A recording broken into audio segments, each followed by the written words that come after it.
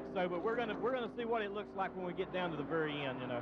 Boy, are they hoping for a caution flag, Ken. One more before this race is over. Oh, car trouble. Here, got it. Spinning, crashing.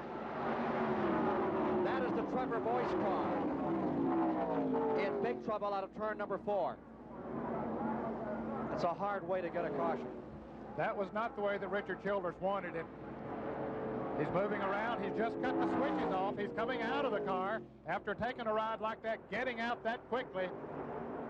Another indication of how well these automobiles are put together, because that was not an easy ride. You know, Ned, when he reached up to turn the switches off, my first thought was he was trying to start the car to go again.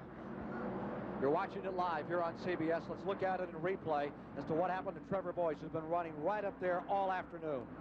Okay, he gets hooked. It looks like that's Tommy Ellis' car right behind him, and they just touch enough, and it shoots his car down to the inside. The air gets underneath the car, flips it over backwards. It hits hard on the top, scoots up the end of pit road there on the top. It hits the grassed area, flips back over, all the way over and back on the wheels and up on the side, and lands back on the wheels once again like a big bucking horse.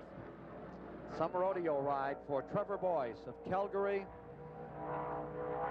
You know, as the rodeo performer would say, he chose a good steed for that performance there, I'll tell you. Stopping to tie his shoe. Let's take a look and replay. They're coming off of turn 4. It looks like he drifts out just a little bit, Ken. Tommy Ellis on the outside of him there, and he hit just enough to send him around, and the air got underneath the car, sends it right upside down. Benny, what happens when that air gets under there? I don't know, Ned. Just the pressure? At Daytona, watching this action that we're seeing on the screen reminds me so much of the Ricky Rudd crash from Daytona in the Busch Clash that we had in February. But, you know, and they paved that section down in Daytona because they felt like that the cars coming off the pavement onto the dirt made the car bounce and therefore got air under the cars.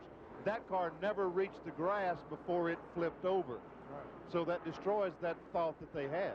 They moved that wall back too, have they not? They moved the wall back, and they paved that entire area thinking that was some of the problem. But as you notice, when you think of the Randy LaJoie crash where he took that several others, like Harry Gant several years ago, you could see he was all ready for business, and I thought you were right. He was reaching around to see if he could get the thing fired. No, he was just turning it down.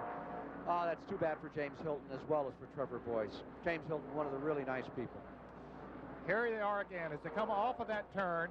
He went up into the groove there and just clipped the front bumper of Tommy Ellis's car number 4, and it doesn't take much at those kind of speeds. It shot him right down across the racetrack. There's Phil Parsons there doing a very heads-up piece of driving, got slowed down enough, and Ben, as you say, just as he got to the edge of the pavement, getting onto the grass is when he got airborne. Tommy doesn't have to look for trouble. Trouble finds him. And that car just came up on him. And yeah, what are you going to do? Nowhere he could go. Nothing he could do because there was cars right on his bumper and in that heavy traffic. Too bad for a young fellow who had perhaps driven the best race of his career here today. Trevor Boys had stayed right up there in the thick of the battle all afternoon long, still in the lead lap.